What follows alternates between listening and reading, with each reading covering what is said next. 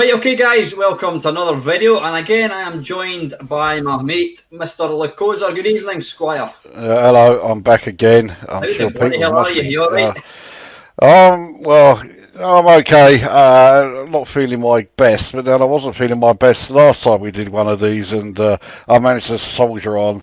I'm sure we'll do the same again today. Hope you've not got that bloody coronavirus, is that what it's Yeah, called? well, if I have, you'll know because I'll drop dead in the next 10 minutes. So, yeah. I was, well, not laughing. I heard on the news this morning, they're saying, what was it? Just breaking, 10th person in the UK has died. The 10th person. 10. Oh, fucking hell, yeah. There's probably 10 people get knocked down with bloody cars every day. Yeah. Yes, I'm not a big fan of the UK media at the best of times, but yeah, when something like this comes along. Anyway, have you got any spare toilet roll you would sell me for not an inflated price? I'll tell you what, I'll trade a roll for your house. How about that? Yeah. Done. Yeah.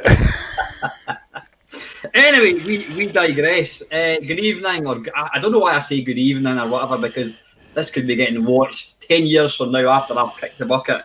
Yeah. It might After be the apocalypse. Yeah, it might be the middle of the night. So anyway, you've seen the title. I don't know exactly what we've called it.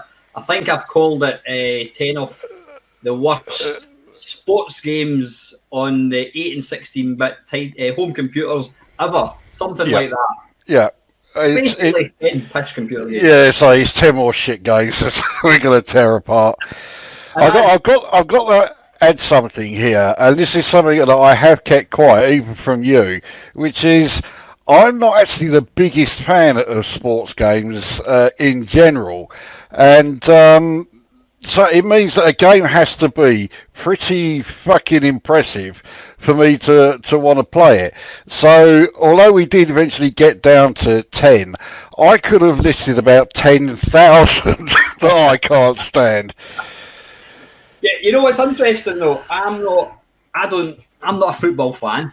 I'm trying to think. I don't enjoy Formula One, and yeah, one of my favourites sports games is a Formula One simulator on the Spectrum, and I also loved Football Manager. So based on that, I would say that if a game that I actually don't enjoy the sport, if I enjoy the computer game, it means that it's not particularly accurate. Yeah. Well, I'm exactly the same. There are plenty of sports games that I do like where I can't stand the sport itself. Yeah. Tennis springs to mind. There are a couple of tennis games I like. There was one I had in my mind, baseball, called Hardball, from Accolade. I thought that game was fantastic, but I can't stand baseball. So yeah, it's almost irrelevant as to whether or not you actually like the sport or not. It's down to is the game any good, you know. I think it is. I think it's, you could say, technically you could say Manic Miner's a sports game. You're just jumping. I mean, I suppose a sports computer game there's very, very few computer games based on sport, I would imagine, that actually have any real, they're even remotely like the real game. One springs to mind, Jimmy White's Whirlwind Snooker. Aye, I can see that. I can totally. Sorry, this is really bloody annoying me. I've got a jaggy bit. The reason I put that on is because obviously my head shines, but there's a wee jaggy bit inside this baseball cap that's really bugging me. That's terrible. I can see it there. That's annoying me. Right, I'm going to have to brave it just for you guys because I can't have you getting dazzled too much. Oh. You're generous to a fault, you are. Ouch! Like what we're talking about. Yeah, I can totally see that, and I'm going to completely agree with you because one of my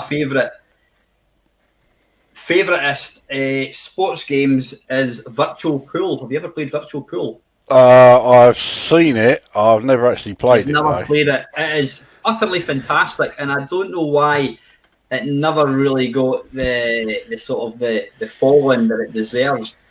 It's got the same, obviously, you line the ball up, but what I love about this one is the mouse is the cue, and it's, literally as hard or as soft as you push the mouse, it determines how the cue goes, and the same as real pool. If you move your hand at the wrong point, then you're going to not hit it straight. It's a fantastic game, and it was a game that I used to play online when I had a 56k modem. We were playing it at like 2k a second, and there was bugger all lag. Yeah. So you don't get that nowadays, that's for sure. Yeah, so other than pool, I can't think, is there any other game that you would say, oh, that's realistic? Because any real contact sport, football, rugby, yeah, nothing in common, yeah, contact sports, no. Motorsports, no. I think that rules out pretty much all of them that I really know. Unless you're going to say like drafts or chess. Yeah, calling them sports might be pushing it a bit. You know? Aye. Anyway, listen, I think we better crack on with this video, Chris. Now, if you're of a certain age, I don't know what age, I don't know, 30 or less possibly, and you talk about sports games, the games that are going to spring to mind are going to be things like this, FIFA, whatever it is. I mean, I don't know, they all look the same to me.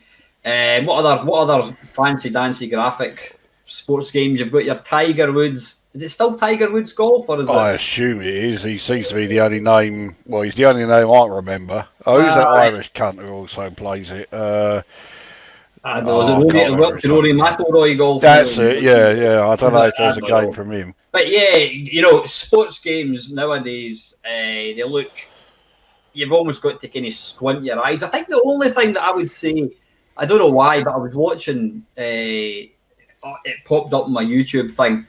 Stream. It was like the World Cup FIFA championships, and it was like the guys playing for money, playing the video game, and the graphics look incredible. But the one thing they've still never ever managed to really replicate, and I think that goes for any game, is all the games still play that bit too fast. If you watch somebody playing FIFA, the computer game, it plays a lot quicker than an actual game of football. I mean, it's been so long since I saw, actually watched football. I'm not the biggest fan of it, like you. Yeah. Mind you, the fact that I saw QPR probably gives you, all the reason you need to know as to why I don't watch football all that often. Did you not go bankrupt, or are they still a thing? Well, I think they're just about sort of hanging on, I think it's more than coincidence that their ground is just, like about a few hundred yards away from Wormwood Scrubs. I think that's where all the players, they keep threatening to send them there if they don't, actually kick the ball or something. Yeah. Is that the prisoners they threaten? Right, so yeah, who's being threatened? The players or the prisoners? Yeah. So anyway, yeah, if you're used to games like your FIFAs and all that, and you thought that's what computer games were and are, you ain't seen nothing yet. I mean, trust me, you're in for an absolute treat. I do have to say one thing though about with the modern games, and it particularly applies to the football ones, is where they constantly try and get the players to look like the famous players of today. Now, I don't know about you, but for me, if I wanted a football game, if I saw, this, like the current, say, I'm assuming that FIFA 2020 is out now, and it would have players like Ronaldo and Neymar and, what's his name, Lionel Messi, there you go, right? I don't want their faces all over a fucking game that I'm playing. The fact that it has characters in there that look like these people is all the more reason not to buy it, as far as I'm concerned.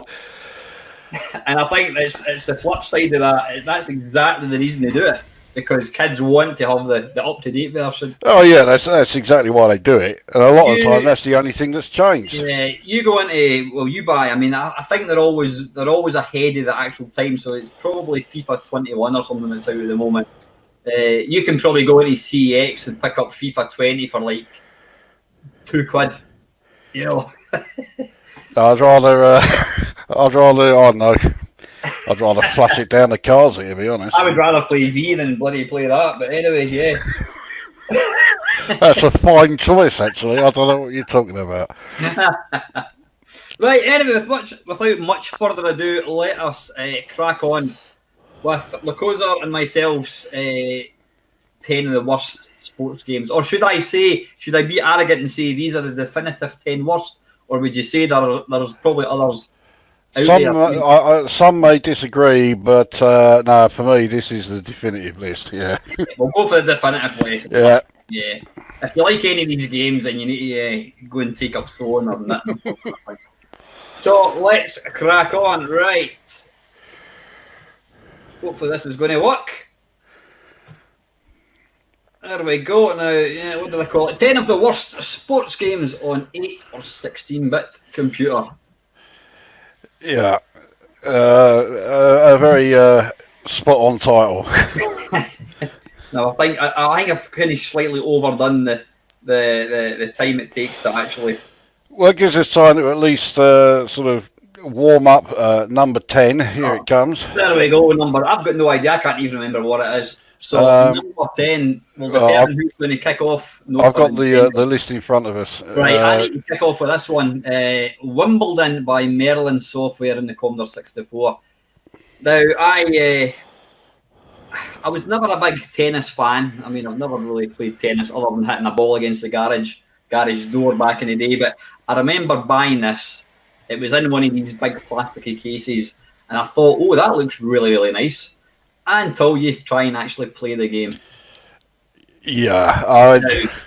Yeah. I mean, graphics look lovely. Now, I'm playing at the top. I'm trying to serve the ball. And you can see there, it is almost impossible to hit the damn ball. Now, pardon me if I'm maybe getting the wrong end of the stick, but is hitting the ball with the thing not...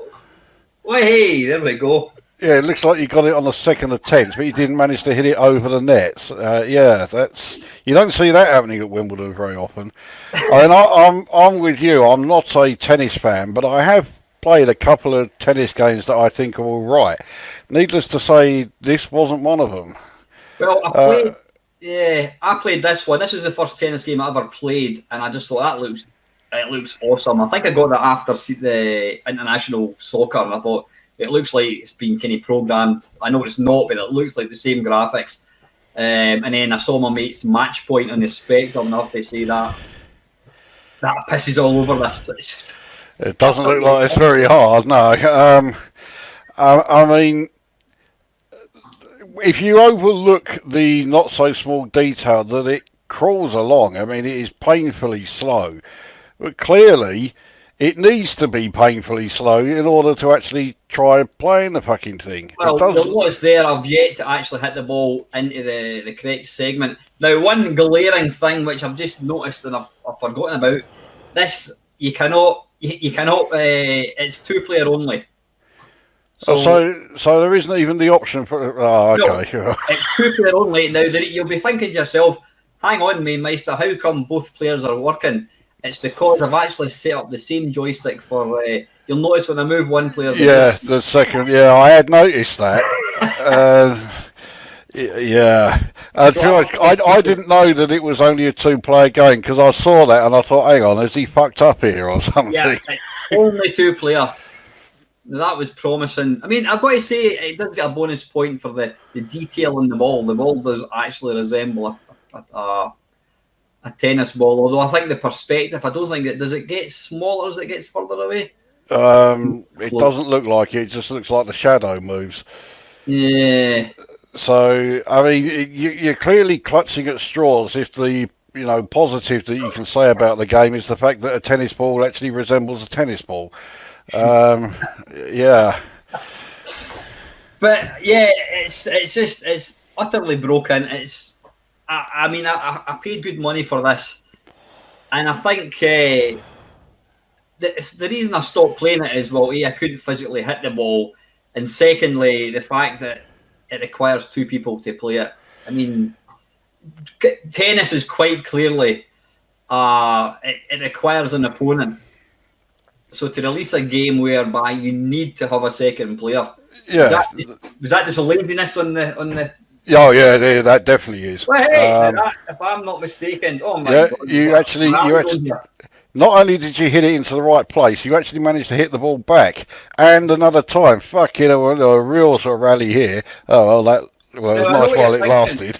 I know what the viewers are thinking. Well, wait a minute. If you can play both parties, And why didn't you do that back in the day? The difference is I didn't have an emulator back in the day. Yeah. So, yeah. I don't think I ever actually attempted to play this game with 2-player because the fact that you couldn't physically hit the ball, or if you could, it was extremely difficult. This game was confined. I think I probably taped over it and pirated. Yeah, I think that's the number one recommendation as far as if you had this game back in the day. Yeah, that's what you did with it. You taped over it with something, even if it was the top 40 off the radio. It was still better than playing this. But yeah, it's a shame because as I say, the graphics are quite nice. I mean, the animation is fairly smooth, but it's you think they would have some kind of sweet spot to make it. The whole point of any game is got to be playable. Yeah, and when it comes to sports games, okay, yeah, you want the 2-player option. It's almost essential, but not exclusively. You've got to have computer opponents in there as well, and so by not including them, that is taking the piss. Pretty criminal. I mean, I think Match Point. Well, the thing is, international soccer. I had that came out before this, and it had AI. Wasn't the greatest AI, but it's still but at least it was there. Yeah. You would think to program a tennis game with AI would be there's another good serve. You'd think it would be easier. I'm no programmer, so I couldn't really comment, but I would imagine programming AI in a tennis game would be easier than a football game. So anyway, clearly you had enough of that one. Yes, yeah, we're running out of things to say. There's only so many superlatives. Right, I'll let you kick off this one. Right, yes, Knockout from Alligator Software. Now, this one, again for the 64, I actually had the pleasure of playing this, so this is me playing it in this game. And this game came out in 1985, so you think this came out a year after Impossible Mission. Yeah. Visually, I suppose visually you can say it's sort of bearable. Audio-wise, okay, we can't hear it in this video. That's not a bad thing. Yeah, it's diabolical. And gameplay-wise, it just doesn't exist. That first go you just saw there, I'm so used to it being, player 1 on the left, player 2 on the right. So I was thinking I was the player on the left. I'm thinking, I'm not doing too bad here. And it was only after about 2 or 3 goes I realised, hang on, I'm the one who's constantly getting the shit beaten out of him and he's on the floor all the time. So, yeah, I was getting absolutely nowhere.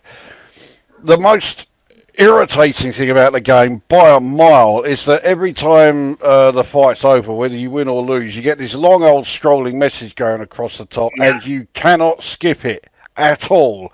So you've got to sit through it, well, all the fucking time. Yeah. That was a thing that existed in quite a few games. I always remember Evel Knievel. Eddie Kidd. Oh, Eddie Kidd, yes, yeah. Off the bike, it came up. I hope you like hospital food, and you can't skip past it. It's one of these mechanics of game. You would think they would have realised that no, don't put that in. It's fine. You get a titter or two for the first time. But the first time, and after that, it just gets annoying. And the trouble is, bloody hell. So I can't even see it. It's going way too fast. Yeah, upcoming superstar in the world of international boxing suffered Actually, you can tell they've put a lot. I think the graphics. I remember seeing this. I remember seeing pictures of this in a magazine. I thought, that looks really good. Visually, it's quite good. I mean, they've done quite a bit with the colour, and you'll even notice in the title screen they're using the border. See for the with the selector there. Technically, it's quite a clever game, but that's the problem. It's probably a real technical guy's programmed it and just completely forgot to add the gameplay. So it could be that. Yes, it's more a technical exercise than an actual game. Aye. Now, one of my favourite boxing game, easily on the C64 was Barry McGuigan's boxing. Yeah, that was fantastic. Unlike this. And that was a great game. So, have you played that one? Yeah, I had. I didn't actually own it back in the day, but I did play it quite a bit. A few friends of mine had it, and yeah, I thought it was great.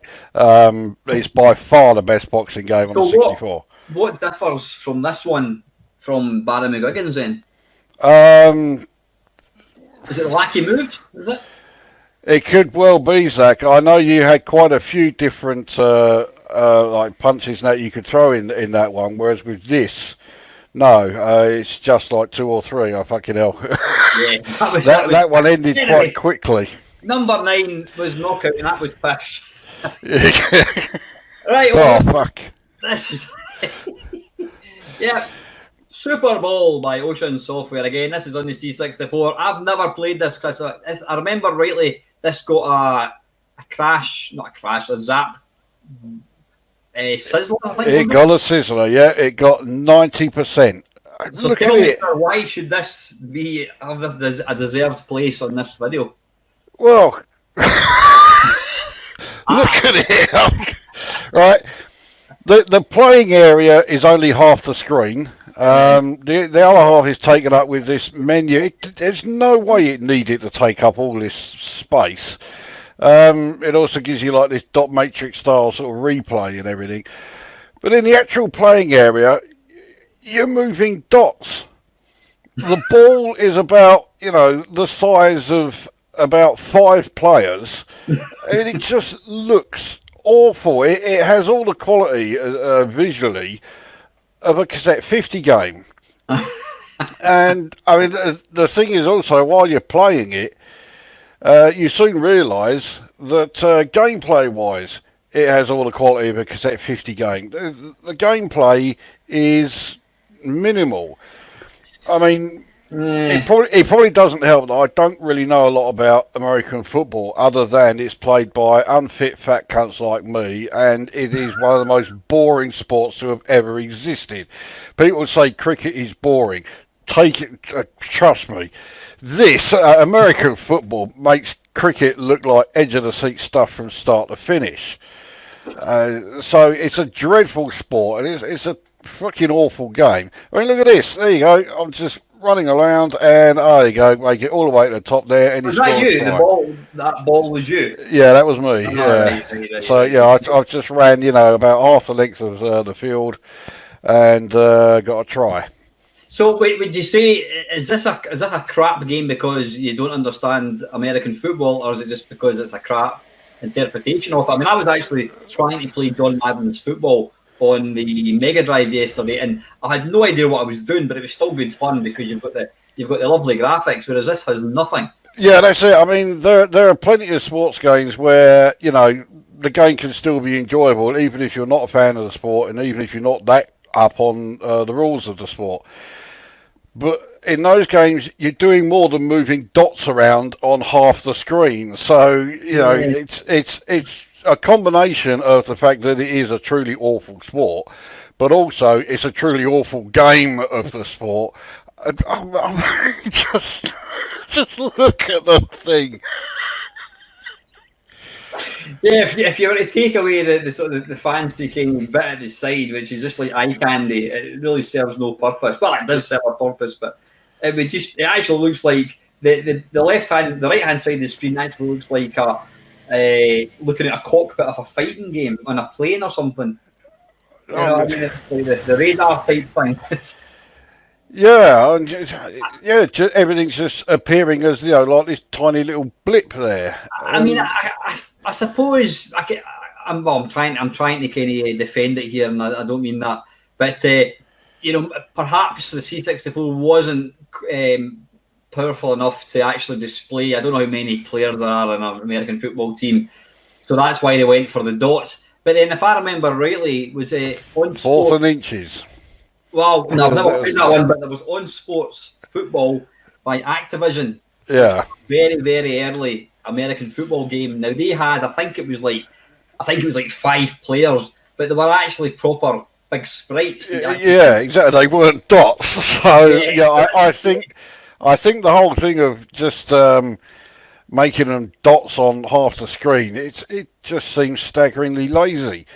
The most amazing thing about this game, by a fucking mile, is the fact that Zap64 gave this 90%. Was it seriously this game they played that they rated 90%? Because I wouldn't even give it 9, let alone 90. I mean, I know American football was quite big in the 80s. I mean, my mates actually used to play for a team, and we used to go and watch. We used to go to his house and was it in January and watch the Super Bowl. We'd stay up all night and watch it. So it was quite big in the 80s. But yeah, still a minority sport, you know what I mean? Yeah, I mean, I think it was around the time this came out in 85 or 86, somewhere around there. It was the Super Bowl between Chicago Bears and New England Patriots. And there were loads of people around, because I was still at school at this time, and there were loads of school kids who were all big into it, and fuck knows why.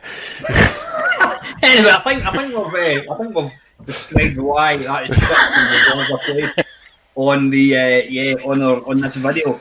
So next now I was quite surprised. I'm going to tell viewers this was your choice. I've played the C64 one, and I thought it was actually a rather natty game. I've never really played. This is the Amiga one, obviously. So. Yeah, the C64 version of this is great, and I think most people consider it to be one of, if not the best C64 football game.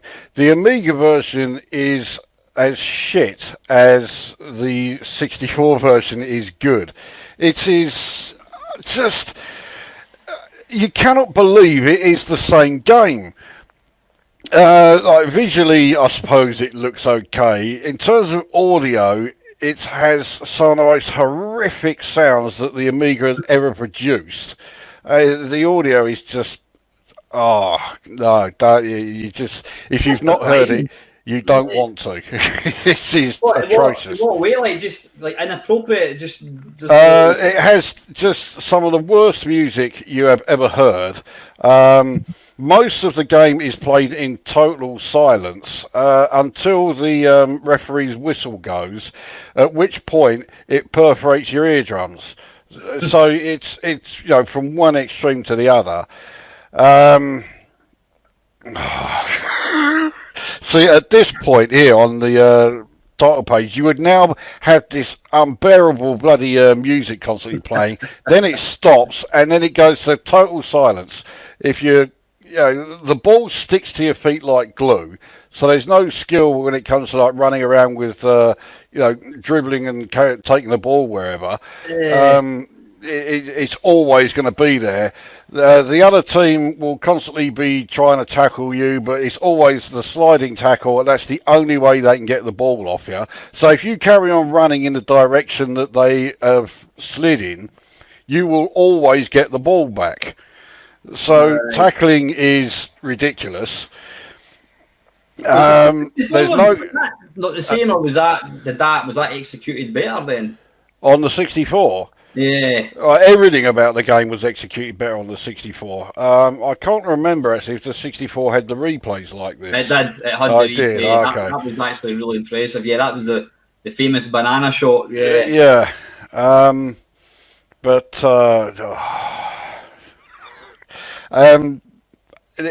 It is one of those games. I'm often loath to use this phrase about it has to be seen to be believed. But in this case, played to be believed. Yeah, it is one of those games where I would say, you've got to try it, just so you can see just how shit it is, especially if you had the 64 version back in the day. Because as it was so often the case, if there was a game out for the Amiga and the 64 back then, I always bought the wrong one, because at this time I had both. I had a 64 and an Amiga. And I always bought the wrong one. Now, thankfully, with this, I did have the Amiga one, but I didn't buy it. I got it on a pirate copy. Oh, if I paid money for this, holy shit. I'm assuming that probably sensible software didn't actually program this version, do you think? Oh no, this was by because it was Microprose, wasn't it? That's the other thing. Microprose, well known for fantastic simulators. Where the fuck did it go wrong here? It was actually the Amiga version was done by the Electronic Pencil Company, who were the people who brought us Zoids for the Commodore 64. Oh, dear. And we all know how great that was, yeah. Yeah. So perhaps thinking that this might actually be in any way good was being a bit optimistic, shall we say? But it did the classic. It did the classic grab me thing with the 16-bit games. They looked on the back of the box. You thought, "Wow, that looks awesome." Yeah.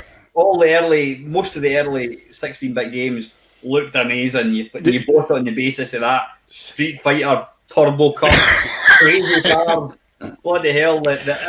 Yeah, that's it. Yeah, Outrun. Yeah. And so you actually play it. That's it, yeah. So you saw the still screenshots, you thought, yeah, this looks great, and then you saw it move, and you realised it was anything but great. Yeah, this is most definitely one of those. This was just a piss take. I just couldn't believe that Microprose deemed this worthy of release. Especially the fact that the C64 was quite a highly regarded game, and to be fair, yeah, that's it. I mean, the C64 version was, like I said at the start, considered one of, if not the best football game on the 64. After national soccer, obviously. Well, yeah, and after Emlyn Hughes soccer as well. But I had to get that in. But, I mean, the Amiga version of this is just, it's almost criminal. You just cannot believe that they saw this and thought, yep, that's it, that's the game done, this is what we're going to publish. That's worthy. So I think suffice to say, Microprose Soccer, fur coat and knickers. Is that a Scottish phrase? That's a very Scottish phrase, yeah. Next up, this is a beauty. A Brasco Golf by what was that other one called? That last game was Microprose Soccer. Microprose Soccer, yeah. This is a Brasco Golf by a Brasco. Yeah, right. Getting a bit of a thing. This literally was one of the first, probably one of the first 10 games, probably one of the first 3 games that I ever, oops, daisy, just set up my... yeah. But I edited that bit out. It's got sound as well. I thought, oh, golf, bloody hell, I can play golf on my computer, so I bought this. And I always remember the one thing that I remember about this game most of all, overriding everything, was the tape itself was literally did take about 15 minutes to load. Right, okay, yeah, so it's one of those. Christ, you can probably hear the sound. I'm trying to turn that down so you don't hear it.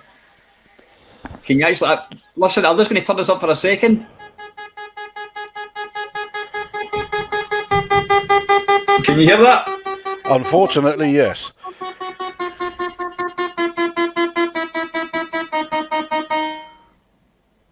And that was out of bounds. So you've effectively got to endure that sound every time. I'll just turn it down so we don't hear your voice and echo. I must admit that was some impressive sound. It really did feel like I was at the St Andrew's ground there. Just in case you missed it. There it goes.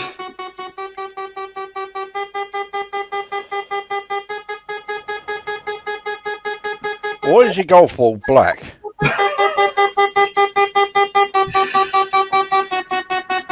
Now, you can imagine having to endure that sound every single time you hit the sodding ball. Especially when you're as fit as me, I've just hit it out of bounds. To walk to the ball.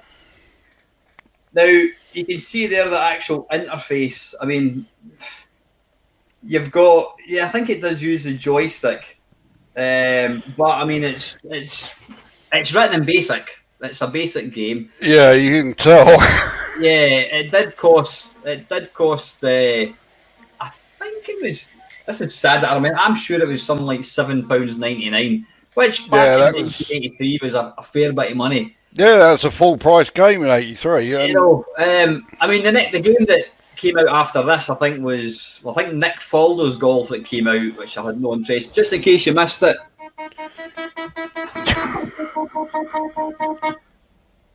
Well, fortunately, that was just a little chip, so we didn't have to. It's when you're using a one wood that you've got to endure the bloody thing again. You'll see there the graphics do not represent at all what's actually happening on screen. You've got this real shitty looking. It actually looks like Centipede with the mushrooms. Oh yeah, the mushrooms in Centipede now. Yeah, I'd rather be playing Centipede than this. That's for sure. Now I've not even. We're probably 5 minutes into this game, and we've not even. I mean, I can't even. Where am I? You can see the ball. I think I'm just off the green, but the green does not get depicted on the actual action screen.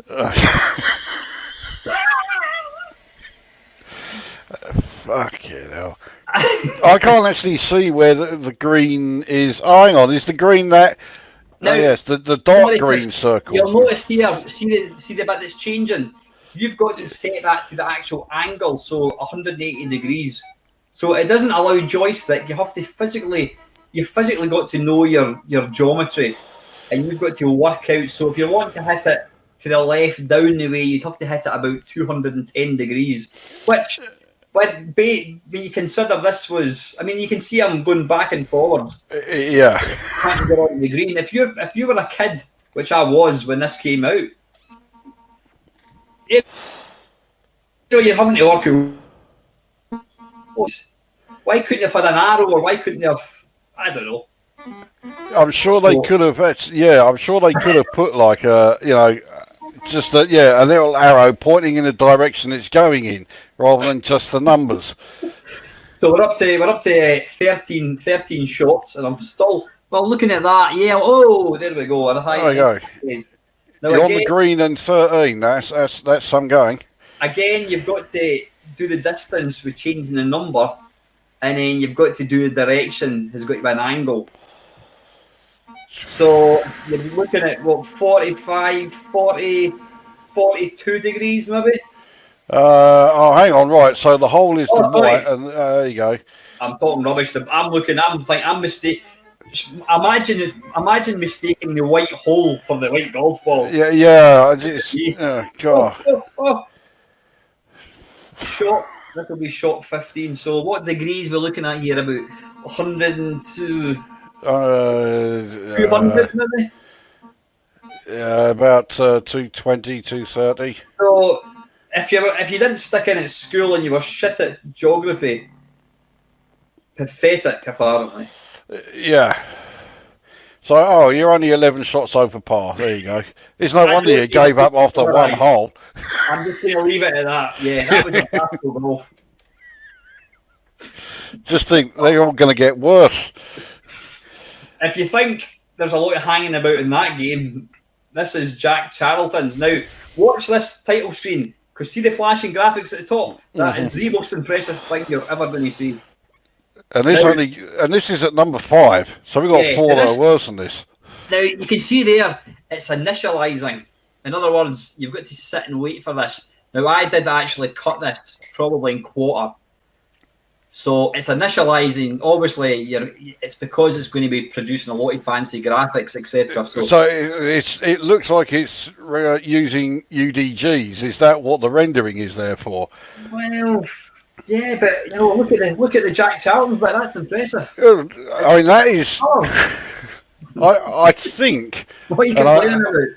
And I emphasise think. Watch that. Sorry, Chris. Watch this. If you overtype, it blanks it out. Oh, that's good, yeah. So you get main, and then it just deletes it all. There you go, so you give up and you just go with main, that's it. Right, enter fishing time, there you go. I don't even need to talk. It's randomising. Yeah, some of these, what you see just tells you everything you need to know. Well, there you go. I'm not a fisherman, so maybe you are. Maybe this means something to you. Last time I went fishing, well, it was in a boat off Southend, so yeah, actual like angling, yeah, I've never done it. So it's giving you a very descriptive description of the water, so you think, oh, this is good. So there you go. Fisherman's name is Mame. I mean, just look at that horrible font. The rods, that means nothing to me. Float length, No. depth, No. wheel. I've got it's a bonus point for now. Here you go. You can pick what you want to go on. Luncheon meat. I'll be having some of that, I think. Yeah, is this actually? Yeah, is this actually bait, or is this what you're sticking in your sandwiches or something?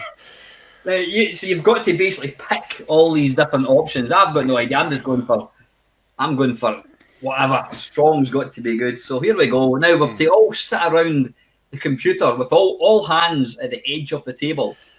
You will be shown a picture of a lake with all the pegs marked. When you have a bite, your peg number will flash. To catch the fish, press your peg number on the keyboard. If you're quick, you will get the chance to catch the fish by using the joystick or spacebar. Right, so now you've just got to sit here and wait for the number 2 to flash. This is the game. This was what they were initialising the game for because of the fancy graphics. And if you're thinking, oh, he didn't let us hear the sound, this is the sound. And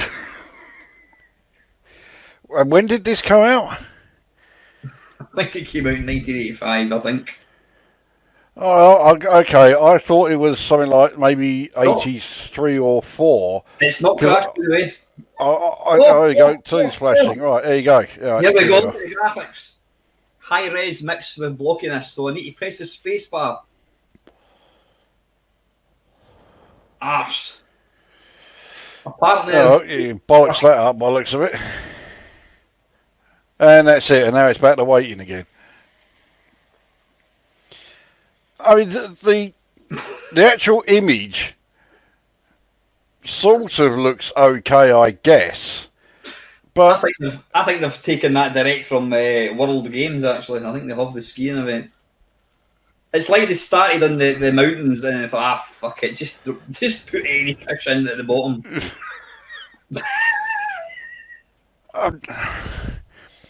If there is a less riveting game, I would love to see it. Okay, for the benefit of those watching, that was him who said that. If there's a less riveting game than this, I don't want to see it. Send it to him. Can you imagine sitting? Can you imagine? I think you can actually. I'll give it a 1 plus point. I think you can have is it up to 8 people. Well, there you go. Yeah. Right, here we are. Here we go. This time. I don't know what the large test tube is. What's that got to do with it? Look at the graphic for the fisherman. Yeah. Actually, you landed one. A Croatian carp weighing a pound. A carp weighing a pound. What was it? Newborn or something? Can you actually imagine 8 people sitting around, effectively doing nothing? Yeah, just sitting there watching this screen. And that's it. Sound. I mean, it's I can see why you thought, right, okay, we'll fade out from that. Yeah, we don't have to summarise.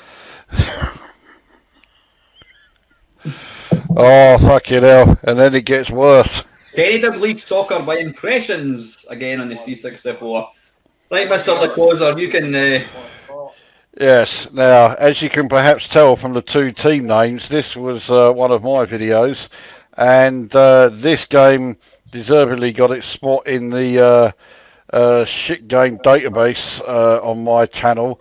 I mean, just. Fucking spite of it. Just.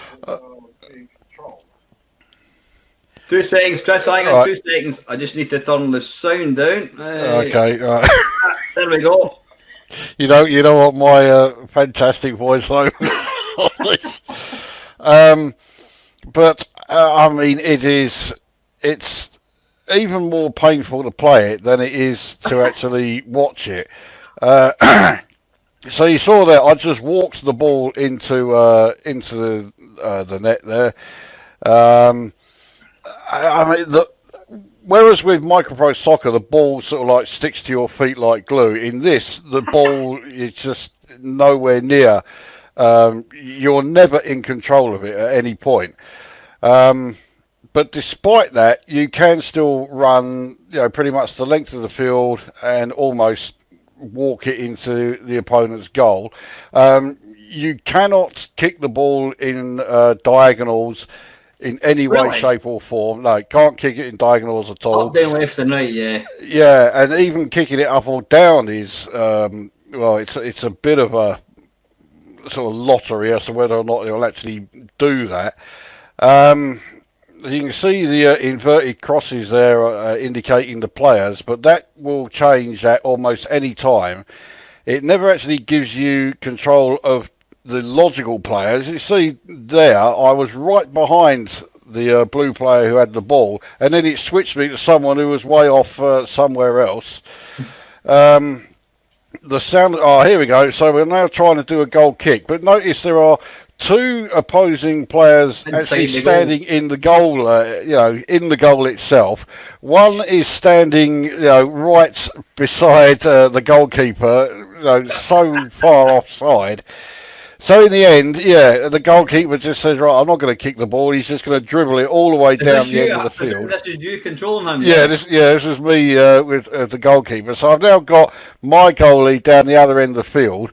And now the blue have got the ball, and they're about to. They must score, surely. Actually, I think they do, but I see my goalie has no attempt to go back to to the goal, and he's just picked up the ball again, and he's running back up the opponent's.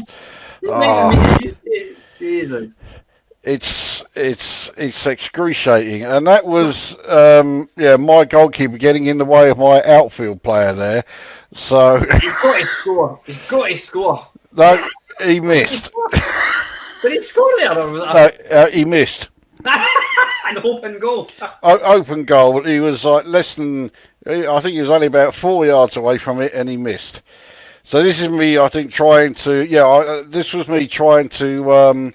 Well, firstly, point out, look, again, you got one player in the goal, one player virtually on the goal line, and one right in front of the ball. They didn't put anything like offside in this, which is probably just as well. I mean, the AI is brain dead. The game is utterly unplayable. I mean, it looks horrendous. The audio, thankfully, now that you've turned it down, we can't hear it. But the audio is abysmal. Most of the time, it's played in silence. When the sounds do come along, you wonder why they bothered. It's just also very, very, very, very, very small, isn't it? Yeah, it's a tiny playing area. It's obviously because they're having to push about all these really detailed graphics. Well, I think it must have something to do with that. Yeah, the detail put into the visuals there, they had to make some sort of sacrifice somewhere. You'll notice that the opponent's players, or not even the opponent's players, the players that are not near the ball just seem to peel off in their own direction and head. Yeah, and then they'll just stand there. And there you go, just walk the ball into the net again. This was always a budget game, eh? Yeah. No, this was a full price game at $9.99, and I mean, I refuse to believe that Kenny Dalglish ever actually saw this, because surely he would not have wanted his name put to that. He weren't that fucking stupid. Come on. Yeah, so that was Kenny Dalglish soccer. Now, if you think we're not finished with football games, this is quite an infamous one. World Cup Carnival. Now, this was released by US Gold. Now, starters, you'll notice the complete lack of any lines. And they all look like Super Mario. This looks like is this the Commodore 64 version? This is the C64 one. It looks like a Commodore 16 game. That, I can verify that the gaming does indeed flash like that. There is no other than the line at the bottom, you've got the 12-yard box. Yeah, it's just a glitch fest, an absolute glitch fest. The players don't even seem to move. I mean, look at the animation. Now, one thing you need to bear in mind about this game before you start thinking I'm being harsh. This game was released, I'm sure. Now, I might be wrong, but I'm 99% sure this game was something like $9.99 when all other games are about £6-7 because it was an official US Gold. Now, US Gold, I didn't say some crappy game company. US Gold, who put out stuff like Impossible Mission. So this was actually programmed by them. It wasn't like just distributed. What made this worse was this game was actually released about 3 years before, and it was called. Do you remember Arctic Software? Yeah. Arctic. This was called Arctic Soccer. Right. Okay. Apparently, they spent that much time and money fanning about with what can we put in the box. We'll put a T-shirt. We'll put a sticker. Somebody thought, has anybody programmed the game? They actually forgot to program the game. They were more interested in what they could put into the box. So they approached Arctic and gave them a big wad of money.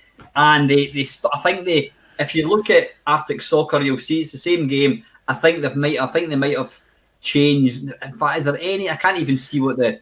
Yeah, there you go. You've got US Gold. You'll see US Gold as one of the.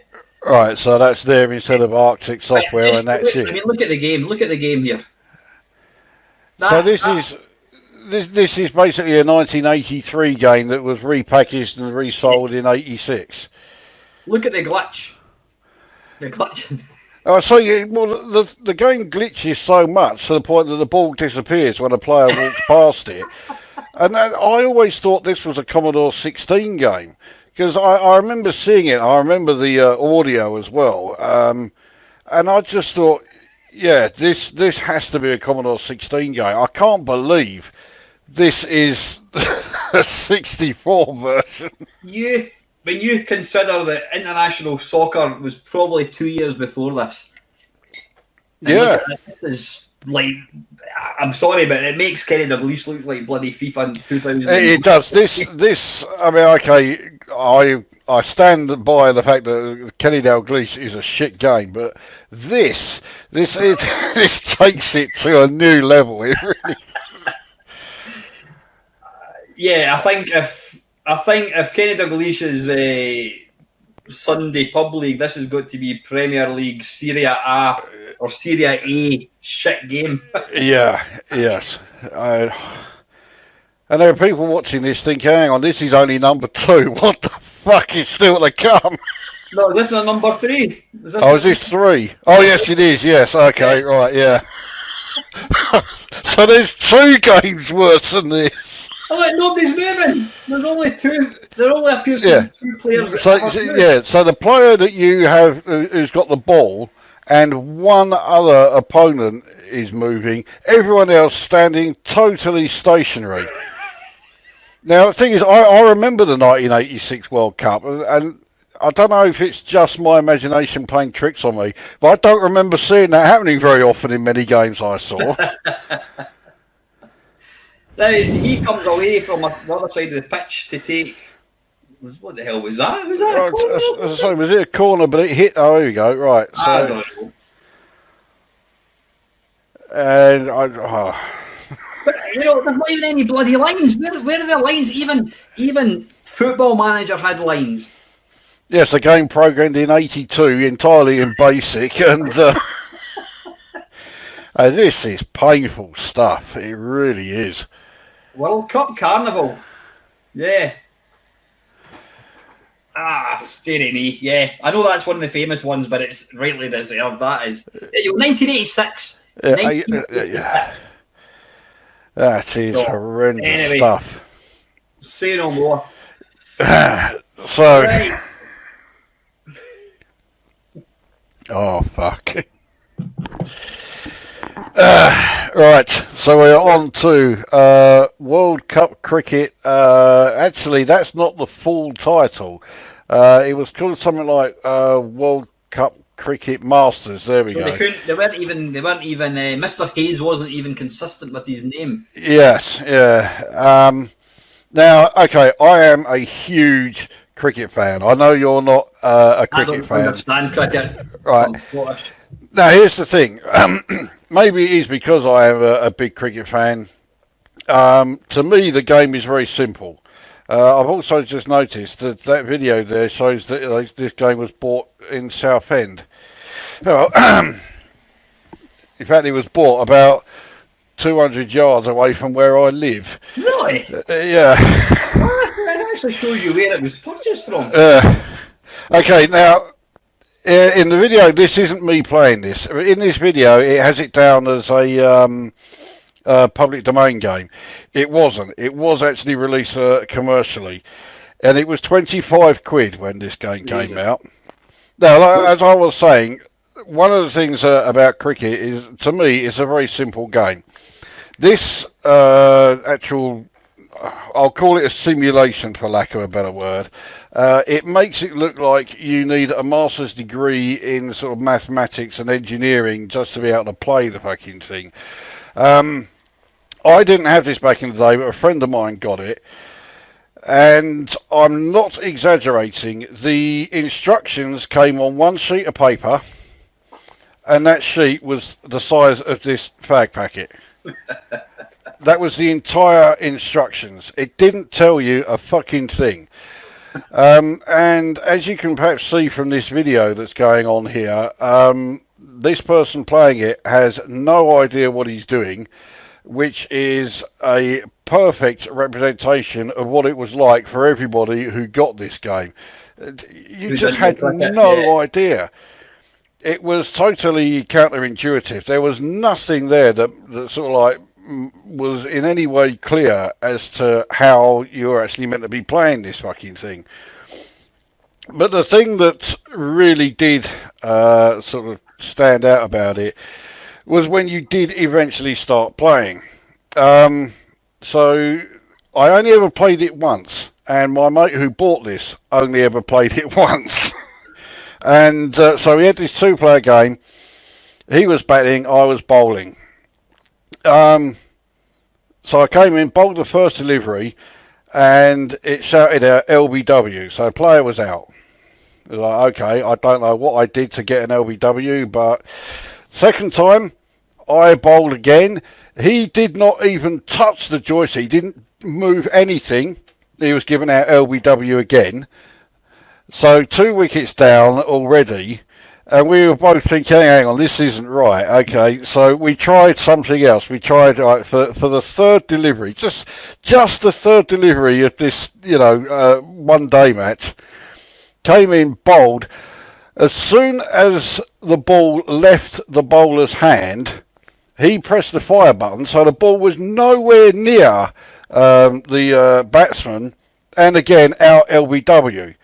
The ball was like the same, my hand was here, the ball was here. It only just let go of it, and he was given out LBW.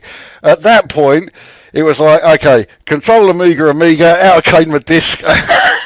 Just fucking through it. So is it not even real time? Because of this, it seems to be constant option screens. No, well, that's the problem. All these option screens everywhere, none of them are actually involved in playing the actual game itself. In fact, here, yeah, it got into a problem here, and the game just ended. So it does come back to the game in the video, though. But this is what it was like all the time. You were just constantly trying to just get the game started. And you had all of these icons all over the place. You didn't have a clue what any of them meant. The game was just so badly designed.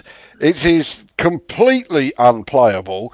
It is, even if you are able to start a game, it seems to be so badly bugged that you can't play it anyway. It is a game that, even if you're an ardent cricket fan, this would put you off cricket for life. Or it would put somebody like me who hates cricket, I've got no understanding of the game, it would put me off for life times 10, yeah. It's beyond a joke. I mean, the thing is, although say I'm a big cricket fan, I have never actually played a cricket game on any computer, whether you're going back to, VIC-20 days right up to modern PCs. Was it Graham Gooch's cricket? I think that had quite a good review, I'm sure. I don't think I ever played that one. But I never played a single cricket game that was even remotely okay, let alone actually out and out good. They were all absolute shite. And I started to get convinced of that. And I also got convinced that it was just impossible to do a decent cricket game on the computer. Statically wise, I think the guys nailed the, is it the pitch? What do you call it? The green? What is it you call it? Well, the field, the pitch is very green, which he's nailed the warmness of the grass. So I think you're being a bit harsh, Mr. Lukozer. Okay, well, because he got one thing right there you go. Okay, well, the grass is green, so there you go. There is a positive about the game. I've no idea what's actually going on here. Well, that's it. No one does. You keep clicking on these icons because there's none of the icons have any sort of text there to tell you what they do. So you just keep constantly going through all of these options and you think, look, I just want to play the fucking game, but you can't see where the fucking right icon is to actually get the game going. I'm glad to see that the guy that did the graphics for that, but there did the graphics for Nebraska Golf. Yeah.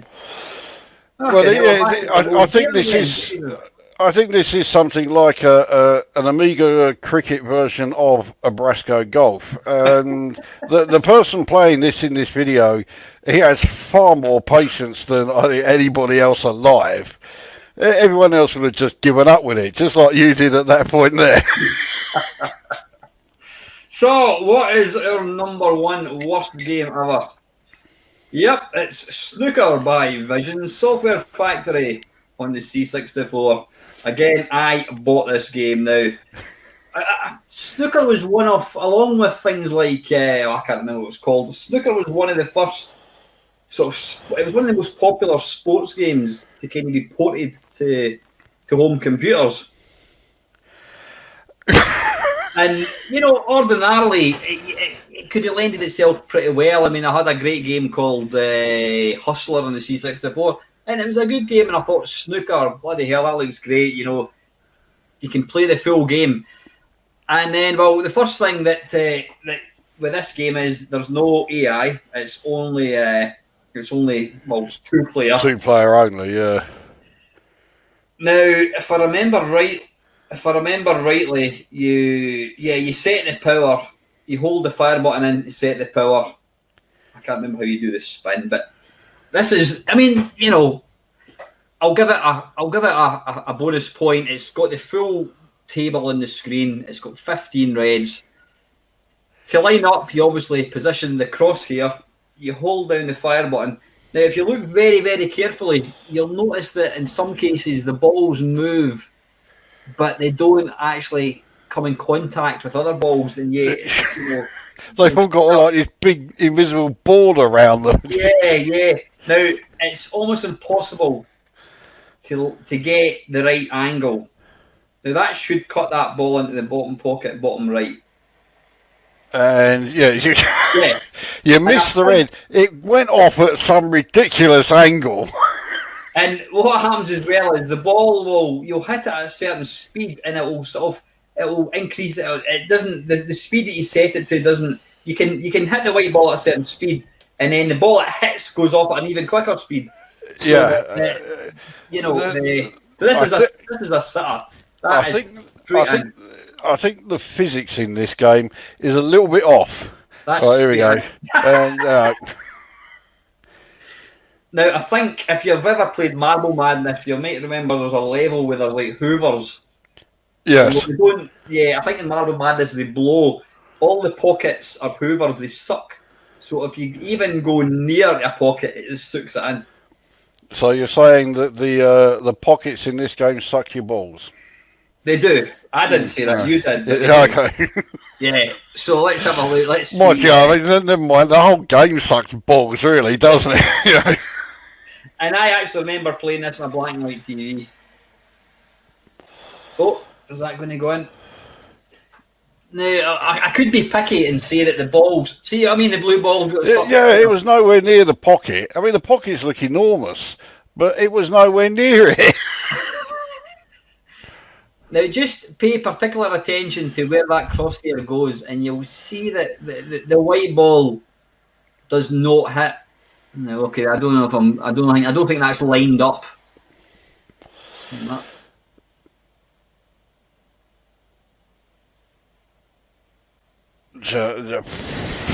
Yeah, the fact that it's even. I mean, I remember playing this with my mates, and we both loved playing. We both loved playing snooker and pool, and we so much wanted to love this game, and we just couldn't. I mean, it's no, crazy. But there is a shot coming up that absolutely demonstrates just how broken this game is. If I'm wrong, Chris, but is having an accurate aiming system probably the most important thing? That coupled with watch the red.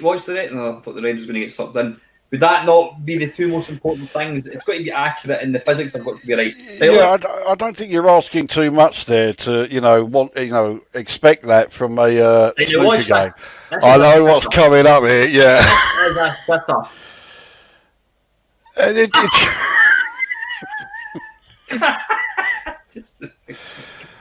And I think at that point, that's when you think. If you miss this, here we go. Yeah. It's lined up to hit it. And yeah. I mean, it looks like it's hit the ball, but the ball has somehow been sort of like nailed to the table or something. It just did not move. Right, now this has got to be in. I don't know if this one goes in or not. This has got to go in. Got to go in.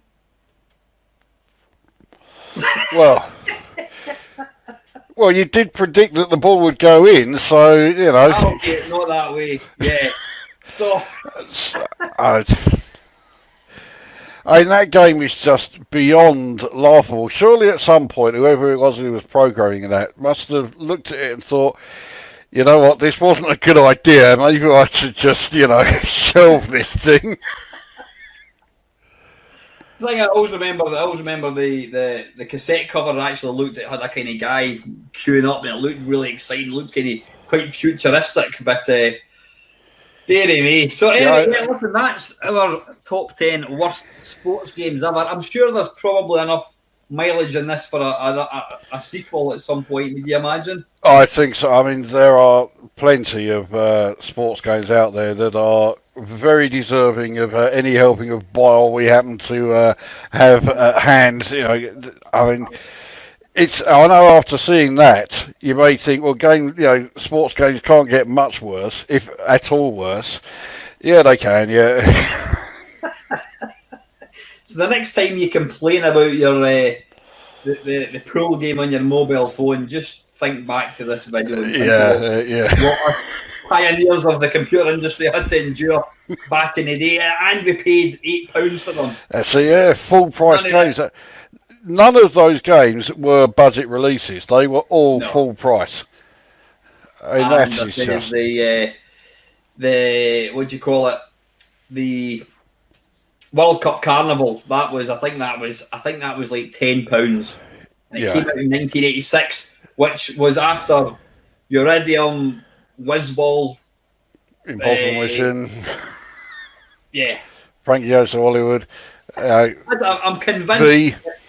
I'm convinced they must have done that. They must have thought, right, this is going to be the big game. I remember it getting advertised all over the place. Yeah, everywhere. You get a big box. I think you got a badge. You got a T-shirt. You got a sticker. Yeah. I think you got the program that showed you the actual the sort of like the schedule of the World Cup. That's it. Yeah, you had like the wall chart, so you could fill it in with all the results and everything. And then the week before, it goes, right, you got the game. What do you mean you've not got the game? Yeah. You got the game. Oh, for fuck's sake. And I'm sure that game did sell well as well, and it was purely because of the marketing and that. Loads of people went out and bought it before any of the reviews, which is always the big mistake. Yeah. But plenty of people did it. World Cup Carnival by US Gold. What could go wrong? As it happened, quite a lot could go wrong. Yeah. Anyway, guys, listen. That is Chris and my 10 of the worst sports games ever on the not on the C64, on the 8 and 16-bit machines. We will probably do a sequel at some point. But as always, guys, thank you very much for watching, and thanks for joining me, Chris. No worries.